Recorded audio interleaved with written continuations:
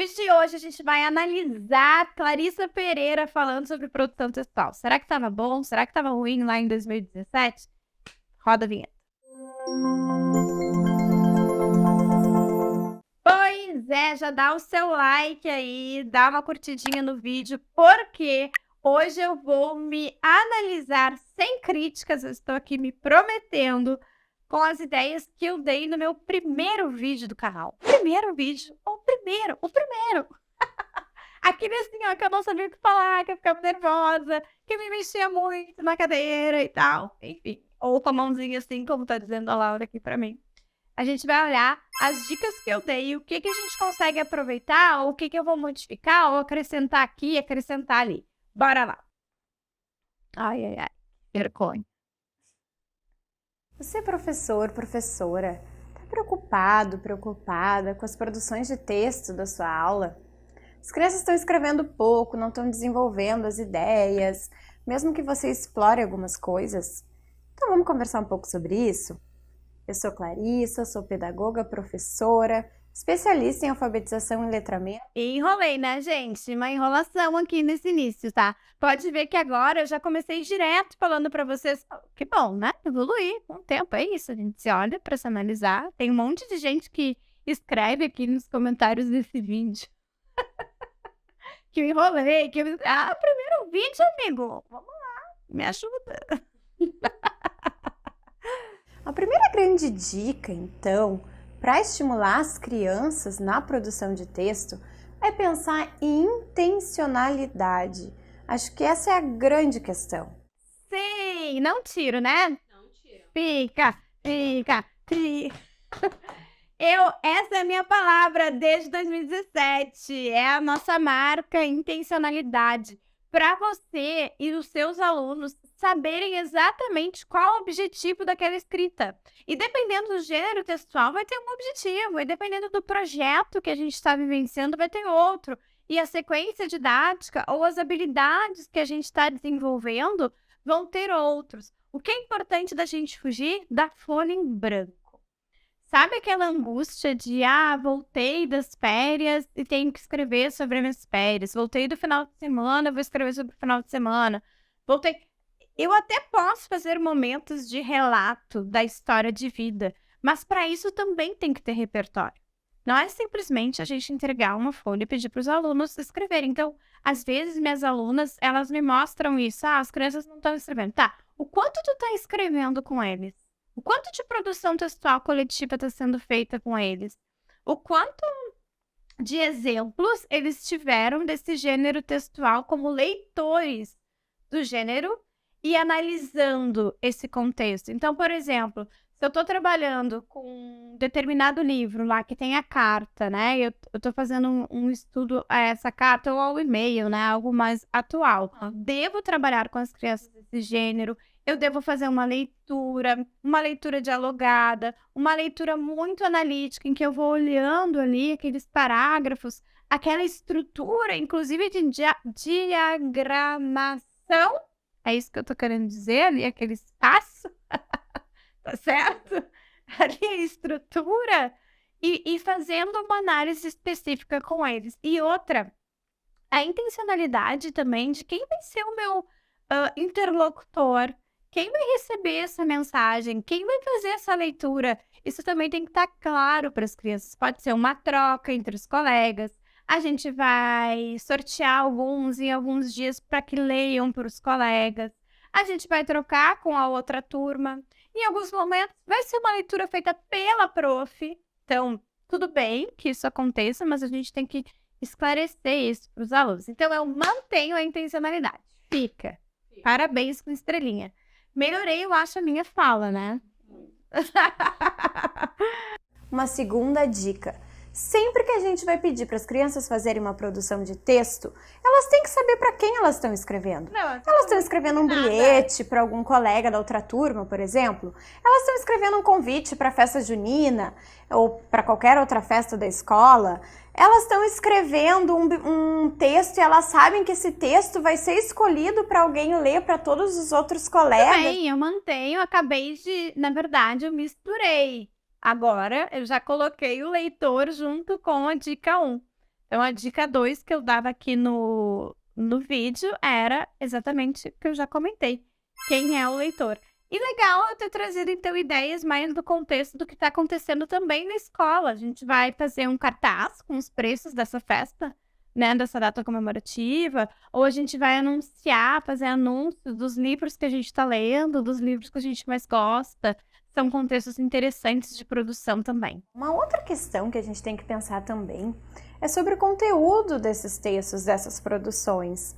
Né? A gente não pode, por exemplo, o texto livre, né, que a gente conhece, ele não pode ser tão livre assim. Tem que ter um direcionamento, tem que ter uma discussão de ideias antes com a turma, para quando a criança efetivamente concretize a sua produção, ela possa estar cheia de ideias. Como é que a gente pode fazer isso? Com uma chuva de palavras, por exemplo. Se é lá na sexta-feira, vamos ver o que aconteceu com a gente essa semana. E aí faz uma... Essa aqui nós vamos deixar só eu falando o livro, porque tá ótimo. Não precisa falar mais nada. Mantém total. Mantém total. Uma análise de livros para ver como é que se iniciam as histórias, né? Porque eu, como professora, eu vejo que muitas vezes as crianças ficam na ideia do era uma vez, era uma vez. Então, assim, vamos fazer uma pesquisa na nossa biblioteca e ver como começam os livros. Aí já pode montar um gráfico, englobar a matemática, relacionar. Uma outra ideia é partir de uma dramatização. A gente tirando vários objetos do nosso contexto, até para a gente criar uma proximidade com os nossos alunos. Vai tirando coisas da tua bolsa, vai escrevendo no quadro, ou eles vão escrevendo o que eles estão vendo, depois eles vão ter que montar toda uma história a partir daqueles objetos. Uma outra ideia que é clássica, a gente vai continuar a história do colega, então vai passando de folha em folha, cada um vai fazer um pedacinho. Uma outra ideia é ter vários inícios, né? A gente escreve lá num papelzinho e sorteia. Vários tipos de início da história, vários tipos de meio e vários tipos de fim. E aí um dia uma criança, um aluno vai tirar cada partezinha. Então o início pode não ter muito a ver com o meio, com o fim, e aí, como é que eles vão resolver para escrever essa história? Muito bom! Ó, parabéns para mim. Tinha ali vergonha de gravar vídeo, não fiz roteiro e foi. Nesse vídeo aí, eu já tinha tentado gravar vários, e meu irmão disse assim, fala daquilo que faz mais o teu coração bater. E aí eu comecei a falar de produção textual, alfabetização. E gostei, tô gostando. O que eu acrescentaria é a nossa fábrica de histórias misteriosas lá da EP. Para quem não sabe, eu sou diretora pedagógica lá da Escola Protagonista, uma comunidade que reúne várias professoras, vários cursos. Vocês recebem todo mês, quem faz parte da escola, um kit. Então, vem com dicas específicas para usar esse kit. E aí veio o kit, enfim, em PDF, né? E a gente montou ele aqui. E é exatamente o que eu estava falando. Então, a gente tem os conceitos aqui, os eixos, né? Vou chamar de eixos. Então, tem o eixo ponto de partida, lugar, personagem, elemento surpresa. E aí, o que a gente pode fazer? A gente vai tirando com a turma vai sorteando e a gente vai montando uma produção textual que ela vai poder ser coletiva ou ela também vai poder ser individual. O legal do individual, ou em duplas, ou em grupos, é que a gente vai ver as mesmas situações ou os mesmos personagens, mas com contextos de criatividade diferentes. E aí podemos comparar na leitura essas diferenças também. Então, lá no ponto de partida, temos em uma noite de verão, uma chamada telefônica anônima, em meio a uma tempestade, em uma agradável tarde de primavera e assim por diante. Lugar, temos outras opções também. Ah, se você quiser ter mais informações sobre esse kit e os outros, e também os cursos que fazem parte lá da Escola Protagonista, tem o link aqui embaixo na descrição do vídeo. No elevador de um prédio, uma floresta misteriosa, em um castelo assustador. Então, o que é legal? Personagem, uma prof, uma professora. Como vocês falam aí, gente? Escreve nos comentários. Aqui em Porto Alegre a gente fala muito prof ou sora, né? Prof ou sora. Como é que vocês falam? Tia, né? Tem muita tia fora daqui. Mas além do tia, o que mais que tem? uma professora, um cachorro falante, esse é o meu, é a Sofia e o Shell, os dois, falam junto. Um cientista inteligente, um pescador, um detetive, um mágico de circo. Daí tem um elemento surpresa. Vamos ver o que vai aparecer. Um celular, um relógio de ponteiros, uma máquina do tempo, uma nave espacial, uma agenda com anotações sigilosas. Ó, o que vai ser legal? Porque a gente vai ir tirando, ou a criança, enfim, ou certos grupos, dá para dividir em grupos. Repertório de intencionalidade, ó. Vamos inventar aqui mais um termo, conceito, repertório de intencionalidade. Então, olha só, daí a gente tira. Tirou, por exemplo, em uma agradável tarde de primavera, é um ponto de partida. No elevador de um prédio, então como é que eu vou sair da tarde da primavera pro elevador de um prédio? Ou era uma tarde, eu peguei o elevador, e aí apareceu quem? Um cientista inteligente. O que esse cientista tinha? Uma máquina do tempo. Mesmo tirando isso aqui não vai bastar para desenvolver as ideias, o repertório de produção. A gente vai lá, pode colocar no quadro e ainda pensar para as crianças como tentar fazer um elo de conexão aqui. Especialmente se for a primeira vez que a gente usar, tá? E aí, com o tempo, eles vão tendo mais autonomia para promoverem essas situações sozinhos. Então, tá aqui a nossa fábrica de histórias. Valeu, menininha aí do vídeo, tá bom. Foi boa a tua dica. 5 anos atrás eu já sabia que um dia eu ia ter minha própria fábrica de histórias na minha própria escola com os meus próprios profs. A gente pode relacionar a oralidade e leitura escrita, que tem que estar sempre juntas na sala de aula.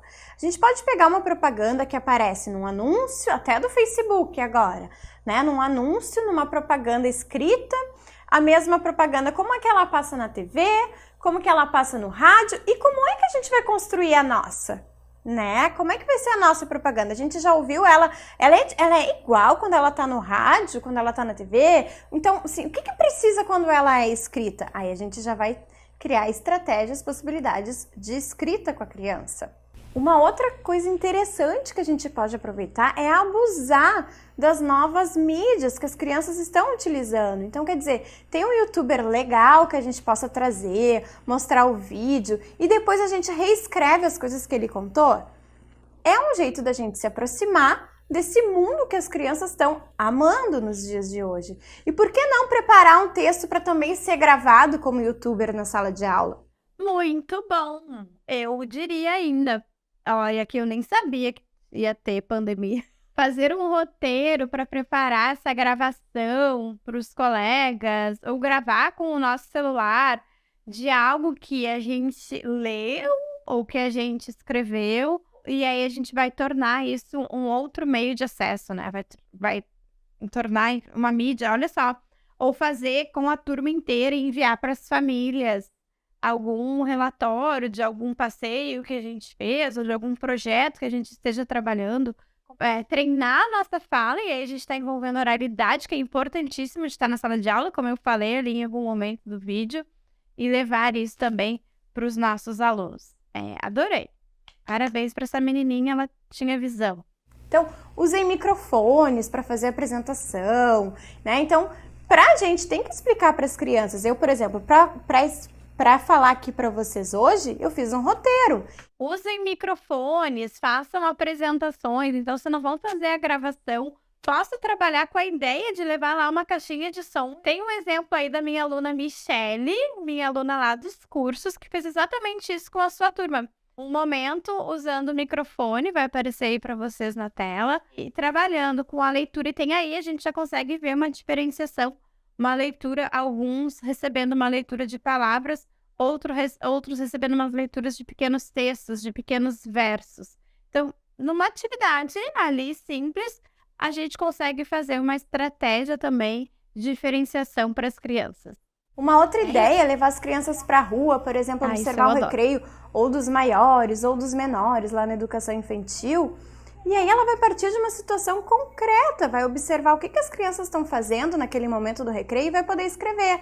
Muito boa essa menina mesmo. Acho o máximo quando a gente faz constrói textos ou lista de palavras, que também é um tipo de texto, a partir de uma situação real, a partir de uma situação concreta. Então, por que não ir observar o pátio de outra turma, seja da educação infantil, seja dos mais velhos, ou uma aula de educação física dessas outras turmas, ou ficar lá parado no pátio para a gente ver o movimento. A escola sempre tem movimento, e a gente anotando, então, ou uma lista do que a gente está vendo, ou situações em parágrafos do que está acontecendo. É uma explosão de criatividade, porque está ali aquele repertório para acontecer.